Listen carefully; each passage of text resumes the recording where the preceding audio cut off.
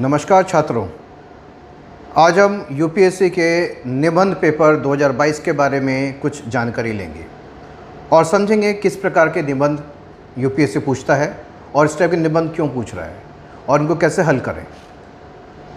मैं हूं रितेश कुमार सिंह, मैं एक्स गवर्नमेंट ऑफिसर हूं और सीनियर स्पेशलिस्ट हूं यूपीएससी प्रिपरेशन का और एक बहुत ही बेहतरीन एक्सपर्ट हूं एस्से आंसर राइटिंग और जीएस आंसर राइटिंग में। मैं यूजुअली इंग्लिश में पढ़ाता हूं, लेकिन मुझे लगा ये वीडियो हिंदी में भी रिकॉर्ड करना चाहिए क्योंकि हिंदी माध्यम के बच्चों को भी सही दिशा मिलनी चाहिए ताकि वो भी समझ पाएँ यूपीएससी के निबंध के पेपर के बारे में और उसको हल भी कर पाएँ। जिन बच्चों को इंग्लिश में ये वीडियो देखना है तो नीचे डिस्क्रिप्शन में चले जाइए, आपको इंग्लिश में भी लिंक उसका मिलेगा।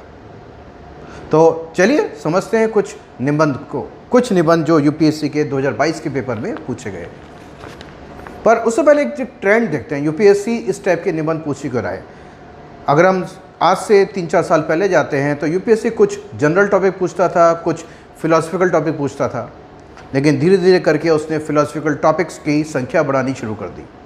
2021 में 8 के 8 टॉपिक फिलोसफिकल थे, जिसमें उन्होंने कोट्स दे दिए थे, फ्रेज दे दिए थे और बच्चे परेशान। यही 2022 में हुआ है, कोट्स और फ्रेजेस। लेकिन कोट्स और फ्रेजेस आते कहाँ से? समाज से आते हैं। कौन देता है? थिंकर्स देते हैं। जब थिंकर्स समाज को अध्ययन करते हैं तो कोट या फ्रेज निकल के आता है, कहावत निकल के आती है। तो यानी कि अगर कोट और कहावत समाज से निकल के आ रही है तो समाज में अप्लाई हो सकती है और होनी चाहिए। तो यानी कि इस टाइप के निबंध को आपको लिखना है कि समाज में इसको क्रियान्वित यानी कि अप्लाई कैसे किया जाए। अक्सर लेकिन प्रॉब्लम क्या आती है कि जब हम इस टाइप के निबंध की बात करते हैं, पहली बात उसका मतलब समझना, मतलब हम नहीं समझ पाते हैं। दूसरा, हमारे पास कंटेंट नहीं है लिखने के लिए, कंटेंट नहीं है। और तीसरा, हमारे पास अच्छा तरीका नहीं है, कॉन्फिडेंट तरीका नहीं है समझाने का। तो 3 चीज़ पे मात खाता है स्टूडेंट, मतलब समझना, कंटेंट ना होना और तीसरा लिखने का तरीका। ये तीनों चीज़ें मैं पढ़ाता हूँ अपनी रेगुलर एस्से क्लासेस में।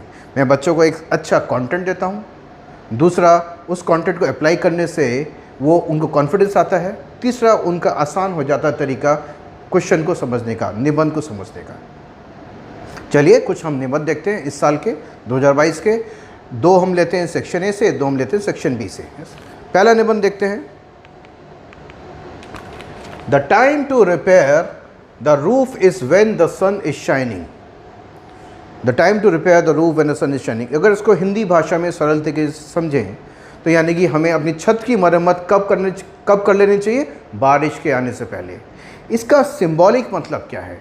इसका सिंबॉलिक मतलब ये क्या है कि हमें अपने सारे काम ख़त्म कर लेने चाहिए, फिनिश कर लेने चाहिए, समाप्त कर लेने चाहिए मुसीबत आने से पहले। तो यानी कि हमें समय का सही इस्तेमाल करना है, अपनी क्षमताओं का सही इस्तेमाल करना है, अपनी अपॉर्चुनिटीज़ का सही इस्तेमाल करना है, ना कि मुश्किल आने का वेट करते रहें और मुश्किलों का सामना करना पड़े। समय से पहले काम करना, अपनी क्षमताओं को पूरी तरह से अप्लाई करना। ये मेरे ख्याल से यूपीएससी के प्रिपरेशन में भी लागू होता है कि आपको टाइमली तैयारी करनी है कि आप एग्ज़ाम अच्छी तरह से फेस कर पाओ, ना कि एग्ज़ाम से 2 दिन पहले पढ़ो। तो ये जो टॉपिक है और जो थीम है ये आपको बताता है कि making best of the potential and opportunities.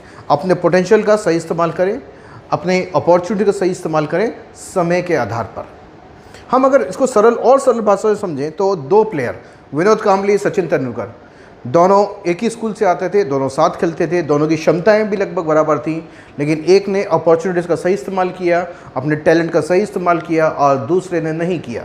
तो दोनों की दिशा बदल गई, एक ऊपर महान खिलाड़ी बन गया और एक छटपटाता हुआ रह गया।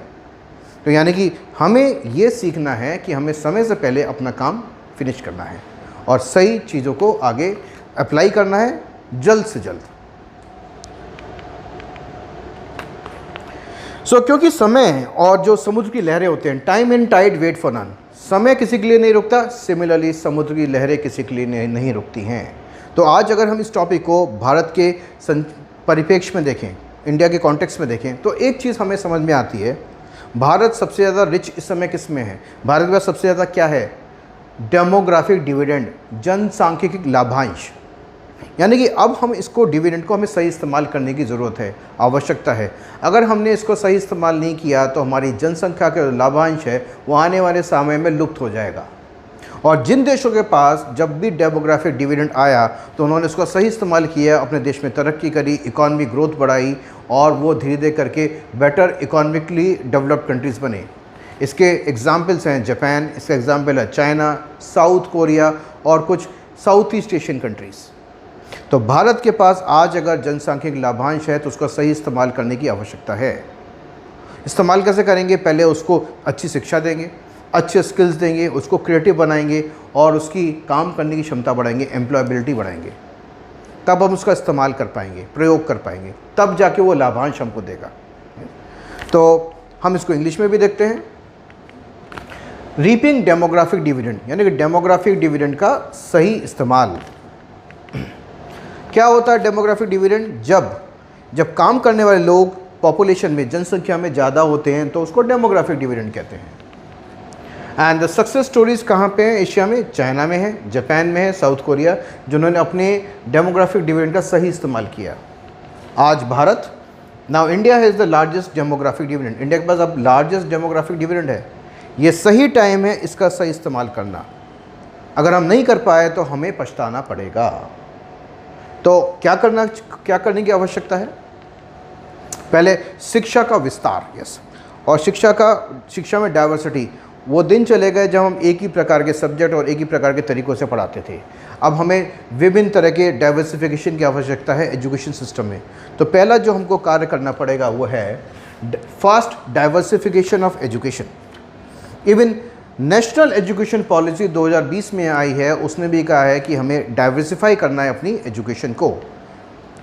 किन किन क्षेत्रों में? Science, social science, humanities, arts, sports. इसको मैं एक्सप्लेन करने की ज़रूरत है। कैसे करेंगे ये बताने की ज़रूरत पड़ेगी, ताकि इस तरह से अगर हम पढ़ाएंगे सबकी क्षमताओं के अनुसार तो यानी कि हम अपने जनसंख्या को लाभांश में कन्वर्ट कर पाएंगे। दूसरा हमें ज़रूरत है स्किल डेवलपमेंट की। लगातार लोगों का स्किल डेवलपमेंट करना और उनकी स्किल की क्षमताओं को लगातार बढ़ाते रहना, up skilling.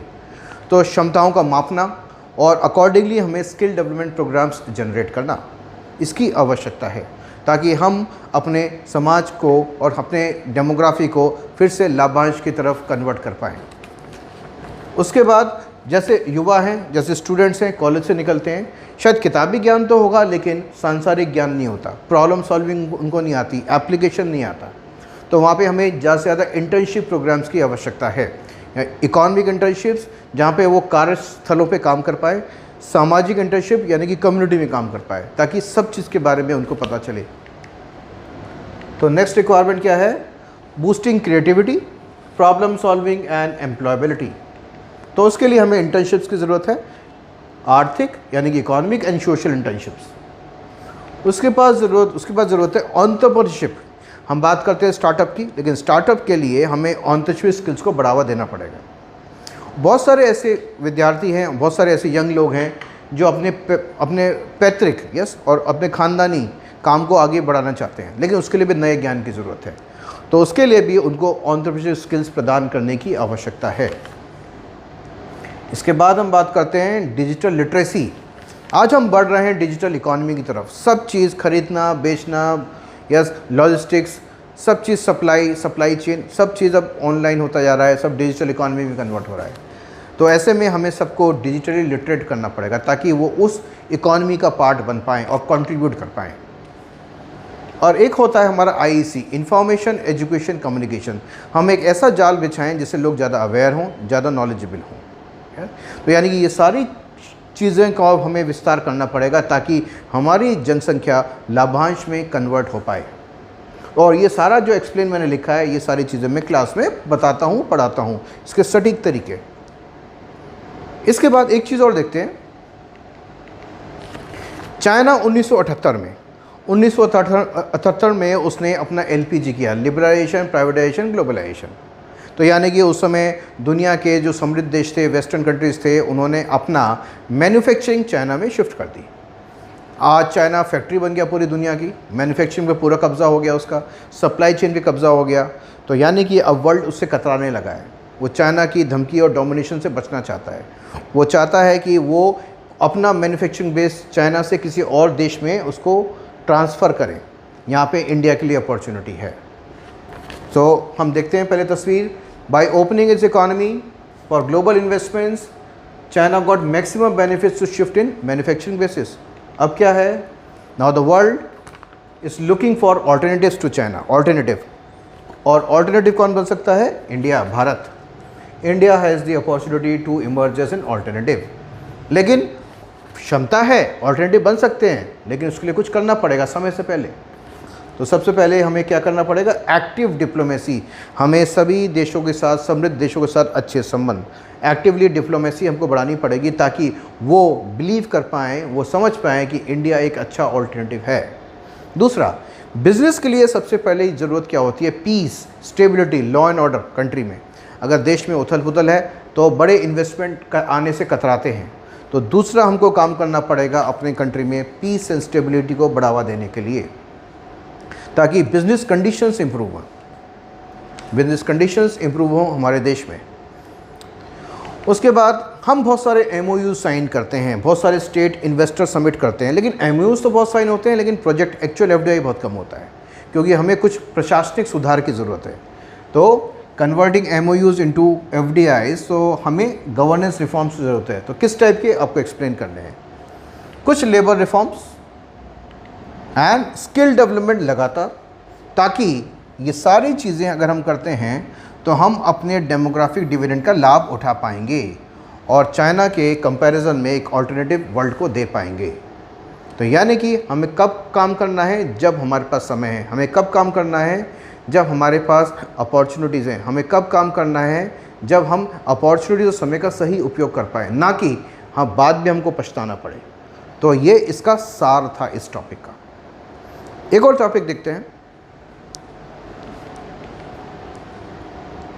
A ship in harbour is safe, but that is not what ship is for. कह रहे अगर जहाज अगर बंदरगाह पे खड़ा है तो सेफ है, क्योंकि वो कहीं नहीं जा रहा। लेकिन जहाज का काम खड़ा होना नहीं है, पूरे समुद्रों को क्रॉस करना है। लेकिन अगर समुद्र को क्रॉस करता है तो बहुत सारे चैलेंजेस आते हैं। क्या पता समुद्री तूफान आ जाए, वो बिखर जाए, वो डूब जाए, समुद्री लुटेरे होते हैं। यानी कि ये टॉपिक क्या बताता है कि अगर हमें नई जगह पे जाना है, नई डेस्टिनेशन को अचीव करना है, नई अचीवमेंट्स को अपने काबू में लाना है, तो हमें अपनी क्षमताओं को बढ़ाना पड़ेगा। हमें अपने कंफर्ट से बाहर निकलना पड़ेगा, हमें अपने घर से बाहर निकलना पड़ेगा। चिड़िया के बच्चे को उड़ने के लिए भी घोंसला छोड़ना पड़ता है। सिमिलरली बाघ को भी 1-2 साल के बाद उसकी जो बाघिन होती है, जो उसकी माँ होती है, उसको धकेल देती है कि अपना खाना खुद पकड़ो और खाओ। यानी कि हमें कंफर्ट जोन से आगे निकल के ही अचीवमेंट की तरफ जाना पड़ता है, चाहे उसके लिए कितनी भी मुश्किलें आएँ।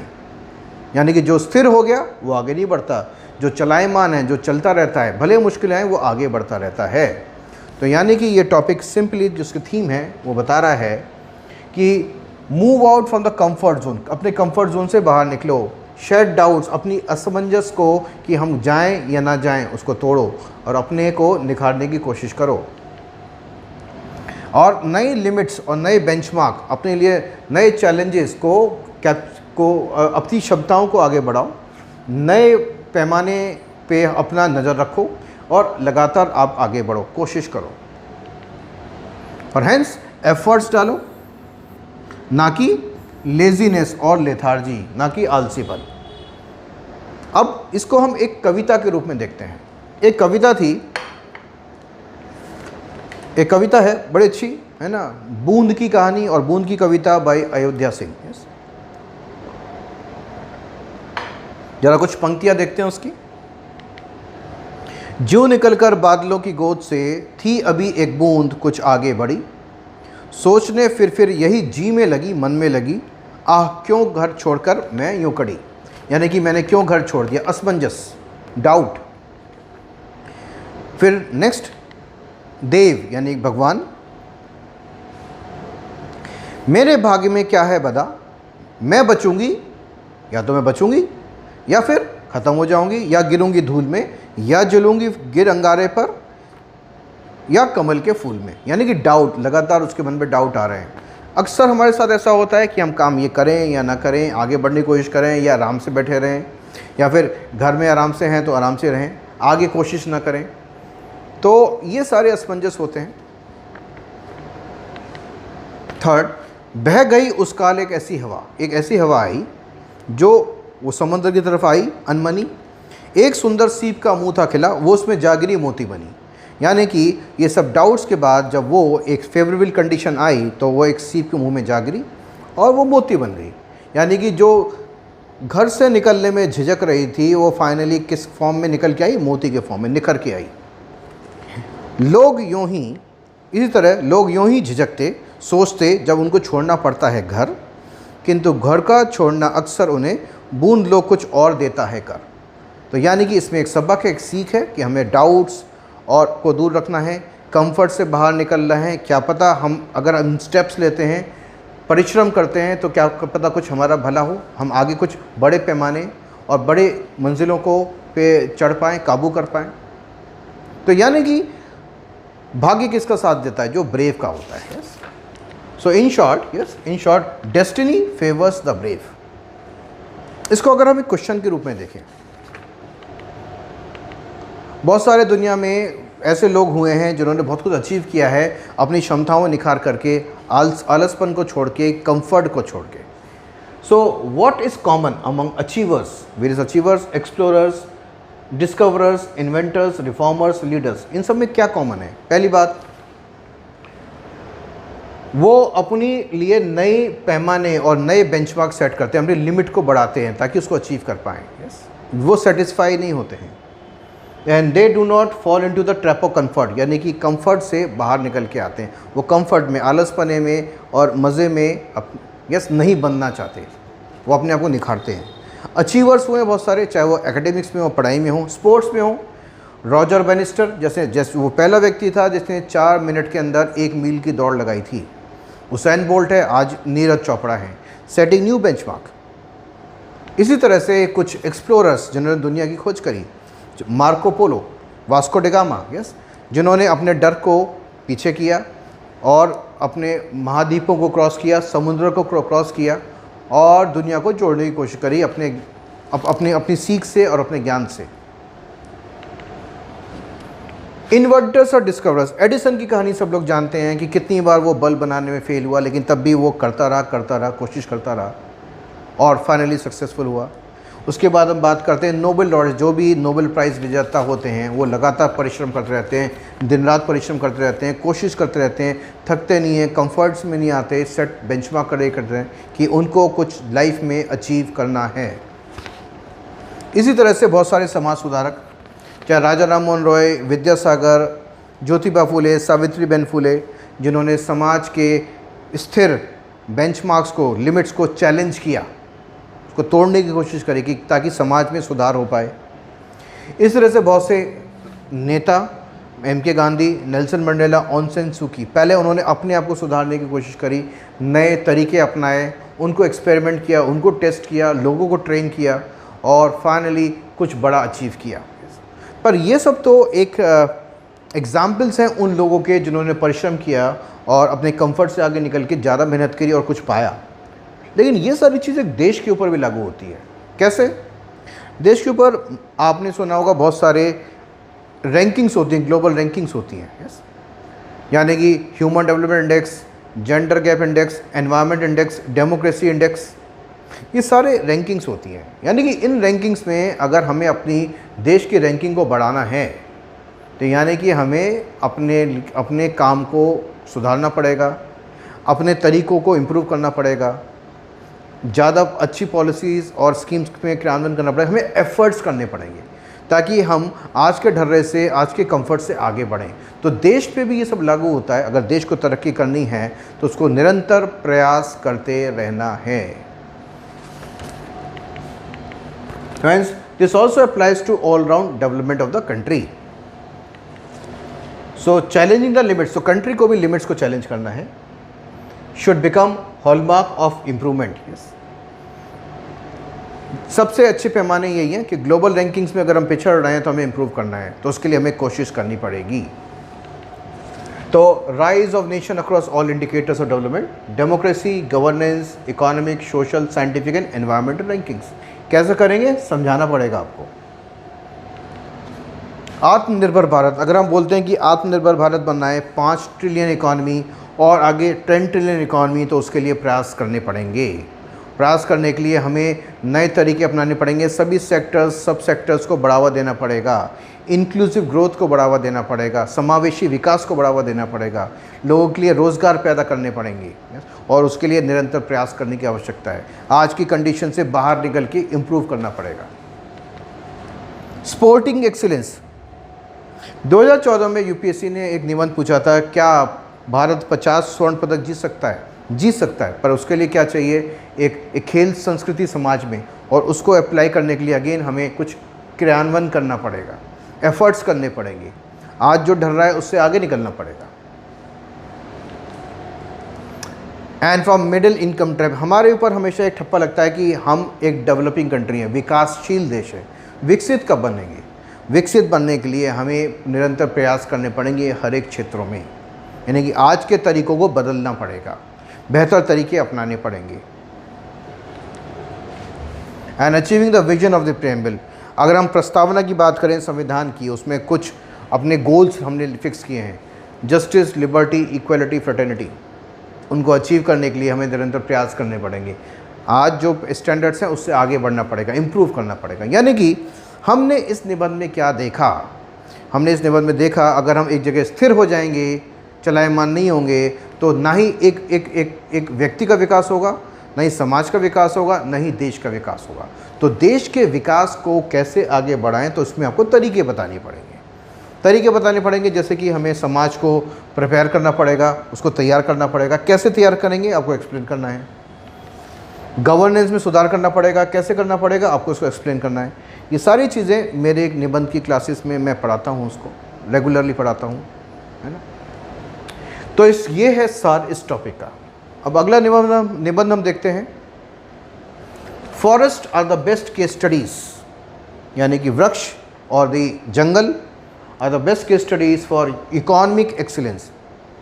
इकोनॉमिक एक्सीलेंस, जब भी मानव की उत्पत्ति हुई है तो शुरू से हम जंगलों पर ही निर्भर हैं। आप जंगलों पर निर्भर हैं या तो पर्यावरण के लिए, जंगलों पर निर्भर हैं या तो हमारी इकोनॉमिक ज़रूरतों के लिए। तो यानी कि ट्रीज़ और यानी कि फॉरेस्ट इंसानों के एक परमानेंट फ्रेंड होते हैं। वो देते बहुत कुछ हैं लेकिन वापस कुछ नहीं मांगते। तो इस चीज़ को हम टॉपिक को समझते हैं। इसका सार क्या है, इसका थीम क्या है? इसका थीम है trees are host for species. Yes, trees host होते हैं वेरियस स्पीशीज़ के, सारी स्पीशीज़ अर्थ पे, इवन मानवता और ह्यूमैनिटी भी। अगर ट्रीज़ नहीं होंगे तो फिर ये पृथ्वी ही ख़त्म हो जाएगी। Trees makes our planet livable, यानी कि उसको रहने लायक बनाते हैं पर्यावरण के तरीके से, और ऑल्सो बहुत सारी चीज़ें वो देते हैं जिससे हम अपनी आर्थिक ज़रूरतों को पूरा कर पाते हैं। तो यानी कि हमें इस टॉपिक में बताना है कि कंजर्वेशन ऑफ ट्रीज़, कैसे अपने जंगलों को बचाएं और उससे क्या लाभ होंगे। तो देखते हैं पहली बात। So trees are the precious gift of nature, यानी कि वो हमारे लिए गिफ्ट हैं। किसका? प्रकृति के गिफ्ट हैं। वो देते बहुत कुछ हैं लेकिन वापस हमसे कुछ मांगते नहीं हैं।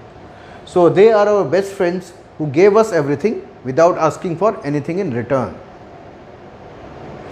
कुछ देखते हैं हम इकोनॉमिक बेनिफिट्स ट्रीज से क्या मिलते हैं। जब हम खानाबदोश थे, जब इंसान एक जगह स्थिर नहीं था, टहलता रहता था, इधर से घूमता रहता था, हंटिंग करता था, गैदरिंग करता था, उस ज़माने से हम जंगलों पे निर्भर हैं, आज तक निर्भर हैं। So human beings during Hunter and gather stage were completely dependent on forest. किस लिए? लकड़ी के लिए, फलों के लिए, बेरीज, मेडिसिन प्लांट्स के लिए भी, और इवन गोश्त के लिए भी, क्योंकि बहुत सारे एनिमल्स जंगलों में रहते हैं। तो उसकी ज़रूरतें जंगल पूरी करता था और अभी भी करते हैं। बाद में उसने इन सब चीज़ों को आदान प्रदान, बेचना शुरू किया, ट्रांजैक्शन शुरू किया। पहले बार्टर सिस्टम से शुरू हुआ, उसके बाद पैसे से लेन देन शुरू हुआ।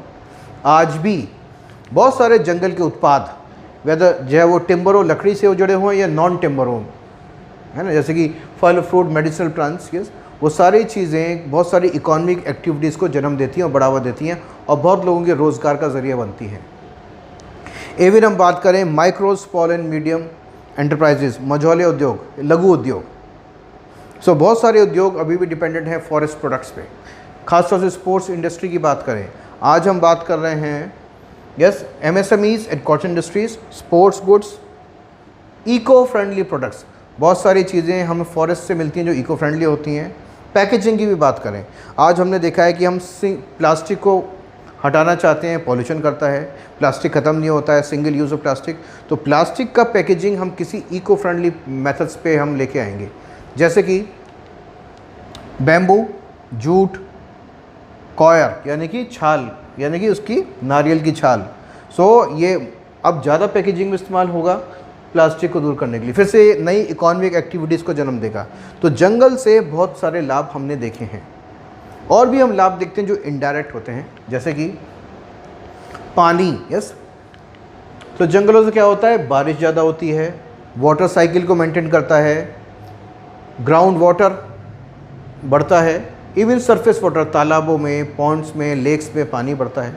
पानी कहाँ पे यूज़ होता है, पानी कृषि में यूज़ होता है, एग्रीकल्चर में, पानी प्रोडक्शन में भी यूज़ होता है, मैन्युफैक्चरिंग में, यानी कि फिर से वो आर्थिक गतिविधियों को बढ़ावा दे रहा है।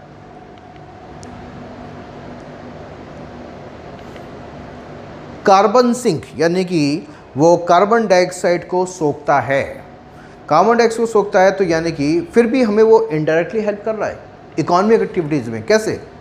आज हमें पता है कि वर्ल्ड एक ट्रांजिशन के मोड़ पे है, हमें fossil fuels, yes fossil fuels को ख़त्म करना है और हमें ग्रीन फ्यूल्स, रिन्यूएबल एनर्जी की तरफ जाना है। लेकिन फॉसिल फ्यूल्स एकदम तो ख़त्म होंगे नहीं, धीरे धीरे अभी भी कोयले पे निर्भरता है, कभी भी तेल पे निर्भरता है, वो अभी बढ़ेगी, उसके बाद घटनी शुरू होगी। अगर ये बढ़ेगी तो इसका मतलब अभी भी कार्बन डाइऑक्साइड का जो एटमॉस्फेयर में जो रिलीज़ है वो बढ़ेगा। तो उसको सोखने के लिए क्या चाहिए, फिर पेड़ चाहिए, ताकि हम आराम से ट्रांजिशन कर पाएँ आने वाले टाइम में। अगर पेड़ ना हो तो कार्बन डाइऑक्साइड मर जाएगा, प्लेनेट रहने लायक ही नहीं रहेगा। तो हमको वो समय, ट्रीज़ हमको समय देते हैं कि हम फॉसिल फ्यूल से ट्रांजिशन होके अपने ग्रीन एनर्जी में आ जाएं, ताकि वो ट्रीज़ उस कार्बन डाइऑक्साइड के रिलीज़ को एब्जॉर्ब करते रहें और हमें समय मिल पाए कि हम ग्रीनर मेथड्स प्रोडक्शन में आ पाएँ। तो फिर से इकॉनमी को मेंटेन करते हुए, रोज़गार को मेंटेन करते हुए हम ये ट्रांजिशन कर पाएँ from fossil fuel to green energy पेड़ों की मदद से। So absorb carbon emission, thus giving supportive time for humans to shift from fossil fuel economy to green economy। अब हम बात करते हैं कृषि उत्पादकता की। तो बहुत सारी चीज़ें, इरोजन को रोकता है, मिट्टी को बांध के रखता है, मिट्टी को बांध के रखता है, ज़मीन को ख़राब नहीं होने देता, रेगिस्तान का विस्तार नहीं होने देता, यानी कि ज़मीन उपजाऊ रहती है। उसके बाद ह्यूमस कंटेंट, ऑर्गेनिक मात्रा बढ़ती है, यानी कि सॉइल की फर्टिलिटी बनी रहती है। उसके बाद ट्रीज़ में बहुत सारे पॉलिनेटर्स यानी कि मधुमक्खी, बर्ड्स भी रहते हैं जो अपना घर बनाते हैं, और ये पॉलिनेटर्स हेल्प करते हैं एग्रीकल्चर प्रोडक्शन में। मैंग्रोव्स के बारे में आप जानते हो कि मैंग्रोव्स समुद्री पानी खेतों में नहीं आने देता, यानी कि वो सैलिनिटी को रोकता है, यानी कि नमकीन पानी को रोकता है खेतों में आने से, ताकि वो ख़राब ना हो और प्रोडक्शन बढ़ता रहे और बना रहे।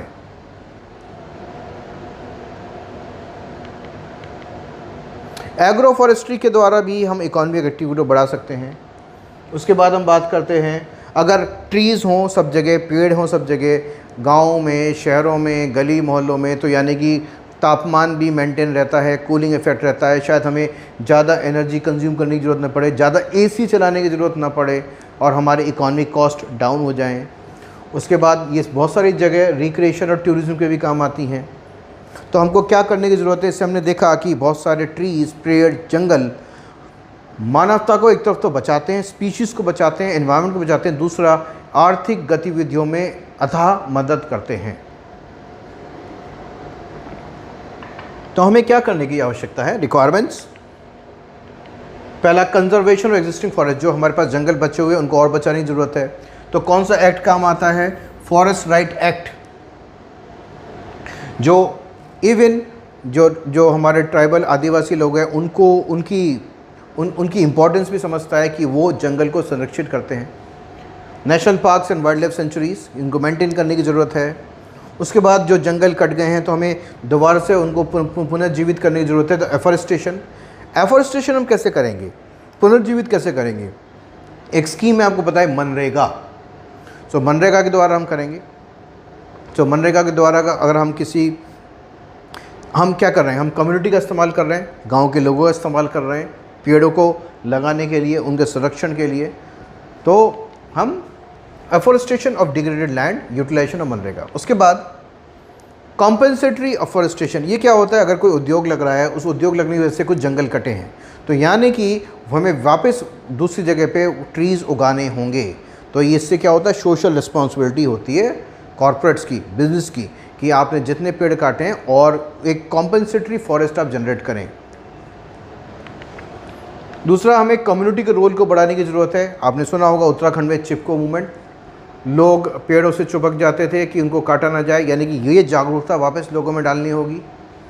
और साथ ही एनवायरनमेंट एजुकेशन को बढ़ावा देने की ज़रूरत है स्कूल्स में और बाहर इन सोसाइटी, ताकि पेड़ हमारे दोस्त बने रहें और हमको बचाते रहें पर्यावरण को दूषित होने से, और दूसरा हमारी इकोनॉमिक एक्टिविटीज़ में योगदान करते रहें। नाउ अगला टॉपिक है you can not step twice to the same river. इसका शॉर्ट में मतलब यह है कि हम गलतियों को वापस नहीं दोहराते।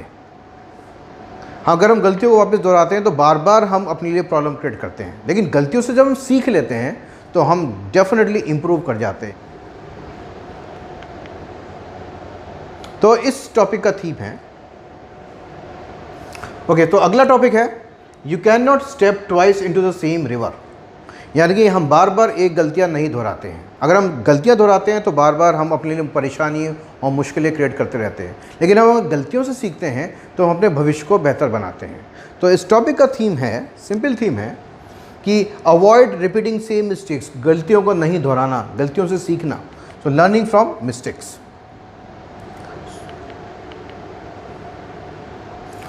Okay, so mistakes teach us to improve. So mistakes क्या होते हैं? टीचर की तरह होते हैं। अगर हमसे सीख लेते हैं तो हम बेहतर हो जाते हैं, अगर हम सीख नहीं लेते हैं तो हम बर्बाद हो जाते हैं। तो मिस्टेक्स, अगर सबसे पहली जो एक खासियत है, मिस्टेक्स अगर हो जाती है, गलती हर एक इंसान से होती है, अगर हो जाती है तो पहले कबूलें, यस गलती हुई है। जब हम कबूलते हैं तो हम उसको सुधारने की कोशिश करते हैं, हम अपनी क्षमताएँ बढ़ाते हैं, और आगे जब दोबारा काम करते हैं तो सेम गलती को रिपीट नहीं करते। ये हो गई टीचिंग गलती से। तो यानी कि acceptance of the mistakes is a sign of maturity and sportsmanship. If you fail to learn from our mistakes we tend to repeat them again and again. अगर हम गलतियों से नहीं सीखते हैं तो हम इसको रिपीट करते हैं। जैसे मैं कुछ एग्जाम्पल देता हूं, जब हमने गलतियों से नहीं सीखा और हमने उसको रिपीट करा, दोहराया। फॉर एग्जाम्पल, रशिया और यूक्रेन की लड़ाइयाँ पहले भी बहुत हुई हैं, और उसका एंड रिजल्ट क्या हुआ है? ओनली तबाही। एंड रिजल्ट, ज़्यादातर लड़ाई में तबाही हुई है, रिजल्ट कोई निकल के नहीं आया। लेकिन तब भी हम बार बार सेम गलतियां करते हैं, फिर लड़ाइयाँ करते हैं। एग्जाम्पल्स आप देख सकते हैं। अच्छा, एक कोट भी देखें, the only real mistake is the one from which we fail to learn. जब हम गलतियों से नहीं सीखते, ये सबसे बड़ी गलती है। रिपीटेड वॉर्स, यूएस वियतनाम की लड़ाई, एंड रिजल्ट बर्बादी। USSR in Afghanistan, and result बर्बादी।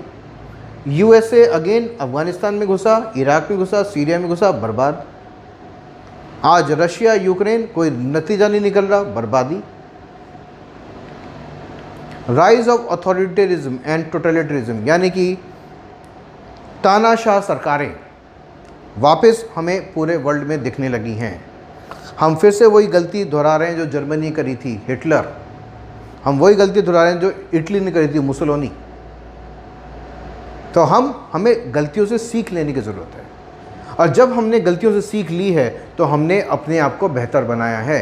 Late us see examples. Learning from mistakes. So Bharat में वो पहले कौन लोग थे जिन्होंने गलतियों से सीखा और सुधार करने की कोशिश करी? वो थे हमारे संविधान निर्माता। उन्होंने क्या देखा? भारत के भूतकाल में और भारत के पास्ट में बहुत सारी और इनइक्वालिटीज़ थी। जैसे बहुत कम लोगों के पास शिक्षा थी, ओके, बहुत कम लोगों के पास ज़मीन थी, बहुत कम लोगों का रोल था पॉलिटिकल सिस्टम में, बहुत कम लोगों को जगह मिलती थी एडमिनिस्ट्रेशन में, बिजनेस और व्यापारिक गतियों में भी कुछ ही लोगों का योगदान था, बाकी लोगों को दूर रखते थे, खासतौर से महिलाओं को, बैकवर्ड कास्ट को, ओके, डिफरेंटली एबल्ड को, थर्ड जेंडर्स को, इन सबको दूर रखा गया। तो यानी कि अगर हमने देखा कि हमारे पास्ट में अगर इनइक्वालिटीज़ थी तो आज़ाद भारत में नहीं होनी चाहिए, तो हमने संविधान बनाया। प्रस्तावना में तभी हम बोलते हैं justice, liberty, equality, fraternity to all the citizens. Justice किस प्रकार का? आर्थिक, सामाजिक, राजनीतिक। क्यों? क्योंकि सभी को हमें बराबर डील करना है। तो हमने अपनी गलतियों से सीखा, तो संविधान निर्माता। दूसरा, स्लेवरी टू यूडीएचआर। दुनिया में स्लेव ट्रेड होता था, गुलाम बनाए जाते थे।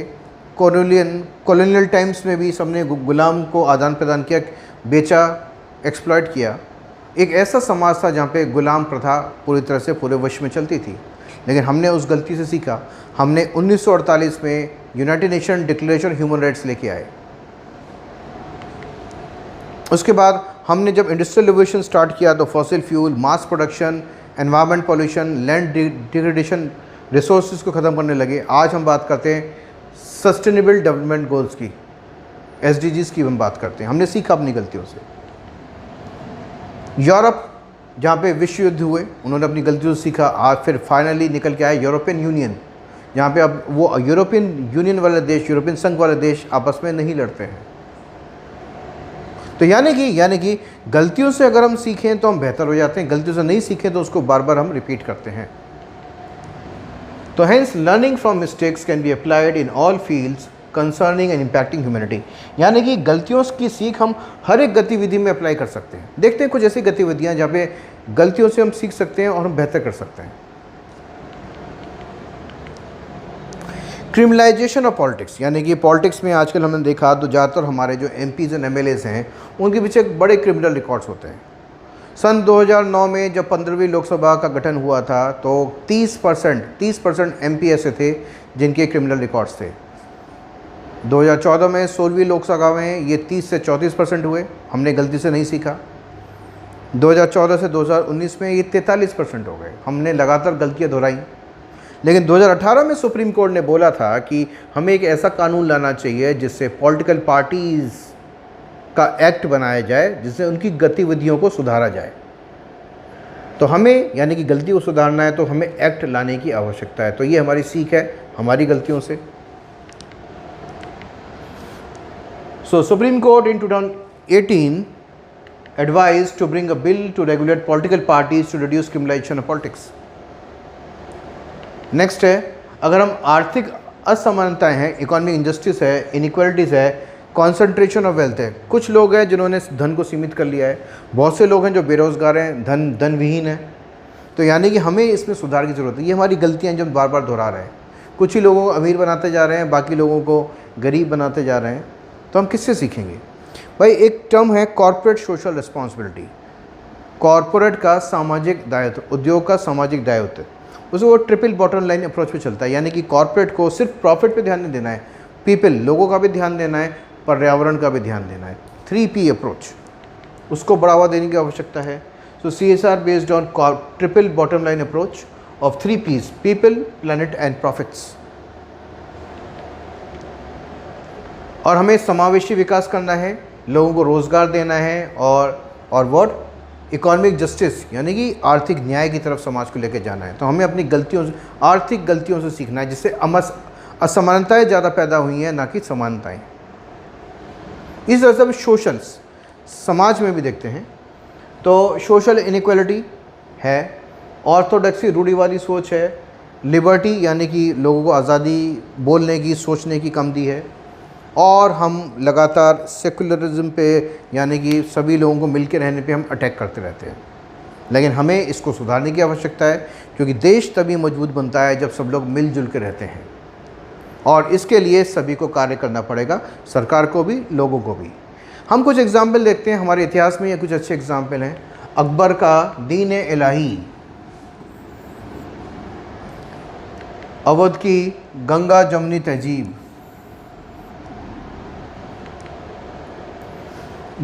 बुद्ध ने रूढ़िवादी सोच को पे हमला किया था, अटैक किया था। भक्ति काल में बहुत सारी जो प्रॉब्लम थी समाज की उसको हाईलाइट किया था, चाहे वो अंधविश्वास हो, चाहे वो महिलाओं की स्थिति हो, चाहे वो जाति प्रथा हो। सूफीज़ ने भी दोनों धर्मों के बीच में जोड़ लाने की कोशिश करी थी। उसके बाद हमारे वेरियस सोशल रिफॉर्मर्स आए 19वीं सदी के, उन्होंने भी समाज की बहुत सारी कुरीतियों को चैलेंज किया। और जो हमारा नेशनल मूवमेंट था, जो हमारा जो राष्ट्रीय आज़ादी का आंदोलन था, उसने सभी को जगह दी। उसमें महिलाएं भी थी, उसमें आदिवासी भी थे, उसमें निचली जाति से भी लोग थे, उसमें आपके अपर कास्ट भी थे, उसमें आपका मज़दूर भी था, उसमें किसान भी था, उसमें ज़मींदार भी था। यानी कि एक ऐसा पैमाना बनाया गया जिसमें सभी को पार्टिसिपेट करने का मौका मिला। ये दर्शाया कि सभी की ताकत से आज़ादी मिलेगी। अगर सभी की ताकत से आज़ादी मिलेगी तो देश भी आगे तरक्की करेगा सभी की ताकत से। यानी कि हमें ये सब चीज़ों से आगे बढ़ना है।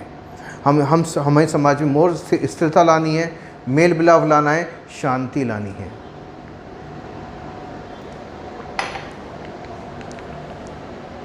एनवायरमेंटल चैलेंजेस, अगर हमने देखा कि हमारा जो रैंकिंग है एनवायरमेंटल सूचकांक में अगर 180 पे आ गई है तो यानी कि सुधार की ज़रूरत है। सुधार कैसे करेंगे? लोगों को साथ लेके।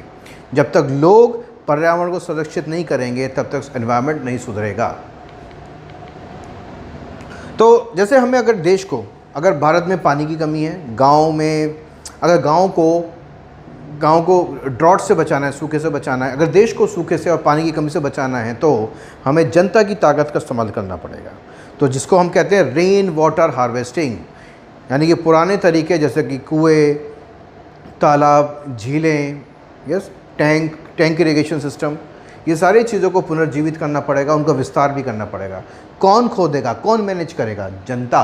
तभी एक फिर से स्कीम वही वाली मनरेगा, बहुत काम की स्कीम है, अगर प्रॉपरली उसका क्रियान्वयन किया जाए।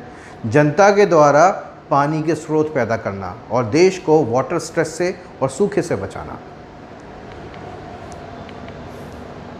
और पेड़ को कटने से रोकना, चिपको movement.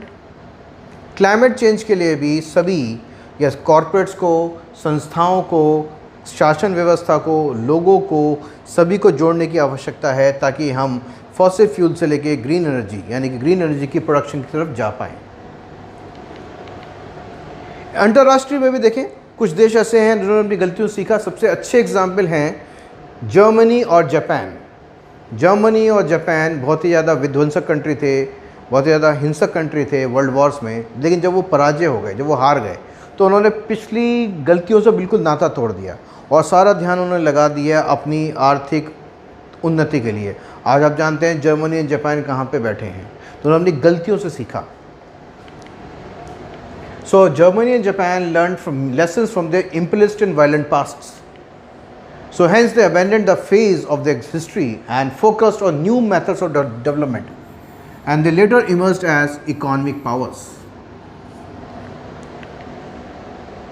So entire Europe, even सारे यूरोप ने सीखा वर्ल्ड वॉर से, तभी वो यूरोपियन संघ बना। एक शेंगन एरियाज भी बना जहाँ पे 18-19 कंट्रीज़ हैं यूरोप में, जहाँ पे लोग एक दूसरे के कंट्री में ट्रैवल कर सकते हैं, किसी भी टाइम कहीं भी काम कर सकते हैं, कोई बॉर्डर चेक्स नहीं, कोई बॉर्डर कंट्रोल नहीं, एक कॉमन वीज़ा चाहिए 18-19 कंट्री में घूमने के लिए, शेंगन वीज़ा। ये वो यूरोप था जो एक दूसरे को मारने के लिए लोग कंट्रीज़ एक दूसरे के खिलाफ लड़ रहे थे। ये वही यूरोप आज है, शेंगन एरिया वही आज है जहाँ पे सब लोग पीसफुली रह रहे हैं, क्योंकि उन्होंने ये समझ लिया कि वॉर्स डिस्ट्रक्शन है, वो गलती है। तो as a result they avoided clashes, promoted. Bharat के लिए अगर हम देखें तो हमें फिर से नाम और कॉमनवेल्थ की तरफ देखने की ज़रूरत है। आज की अगर हम फॉरेन पॉलिसी में देखें तो पिछले 7-8 साल से हमने नैम और कॉमनवेल्थ को ध्यान नहीं दिया है, लेकिन भारत चाहता है कि विश्व शक्ति बने। भारत चाहता है कि वो एक ग्लोबल डिप्लोमेट बने, जहाँ पे बड़ी शक्तियों के बीच में भारत संधि सुलह करवा पाए, डिप्लोमेट बने। भारत चाहता है कि उसको संयुक्त राष्ट्र की परमानेंट सीट में सीट मिले। तो उसके लिए क्या करना पड़ेगा? उसके लिए सबसे पहले विभिन्न देशों का बैकअप चाहिए, उसको ये सपोर्ट चाहिए, और ये सारे देश विभिन्न महाद्वीपों में फैले हों। तो आज भी NAM एक ऐसा ऑर्गेनाइजेशन है जिसमें 120 कंट्री हैं। भारत सबसे बड़ा कंट्री है, चीन नहीं है उसमें, और ये सारे कंट्रीज़ विभिन्न उप महाद्वीपों में फैले हैं। तो अगर इंडिया उन सब का लीडर बन जाता है आज की परिस्थिति में, तो इंडिया की आवाज़ बुलंद हो जाएगी, इंडिया का रिस्पेक्ट बढ़ जाएगा, इंडिया की रीच बढ़ जाएगी। तो हमें बहुत सारी गलतियां अगर हमसे सीखें तो हम बहुत कुछ आगे बढ़ सकते हैं। तो ये निबंध था कि हम गलतियों को वापस नहीं दोहराएंगे। तो मेरा एक छोटा सा प्रयास था इन निबंधों को हिंदी में समझाने के लिए। इस बात से आपको ये बात के जानकारी होगी कि इसमें मैंने कोई एक्स्ट्रा नॉलेज का इस्तेमाल नहीं किया है। ये सभी चीज़ें हैं जो आप खुद पढ़ रहे हैं, आपने बेसिक किताबों में पढ़ा होगा, अगर आप कोचिंग कर रहे होंगे तो क्लासेस में पढ़ा होगा, अगर आप अखबार पढ़ रहे हैं तो आपने अखबार में चीज़ें पढ़ी होंगी, करंट अफेयर्स में पढ़ा होगा। सिर्फ निबंध में क्या चाहिए कि इन सभी को जोड़ के प्रेजेंट करना, पर यह एक आर्ट है जो आपको सीखना पड़ेगा। निबंध के मीनिंग को समझना भी एक आर्ट है, वो भी सीखना पड़ेगा। इन सबको सारे कंटेंट को जोड़ा कैसे जाता है ये भी आपको सीखना पड़ेगा। तो ये 3 चीज़ अगर आपको आ गई, जिस दिन आपने एक एस्से लिखना परफेक्टली सीख लिया, किसी भी टॉपिक पर अगर एस्से आपने लिखना परफेक्टली सीख लिया, तो यानी कि आप यूपीएससी के लिए तैयार कैंडिडेट हो। क्योंकि अगर आप एस्से लिख सकते हो तो जीएस का कोई भी पेपर कर सकते हो। तभी तो एस्से में कोई भी सिलेबस नहीं है, क्योंकि अगर आपको जीएस आता है, करंट अफेयर्स आता है, उसको जोड़ना आता है, तो कोई भी आप निबंध ले सकते हो।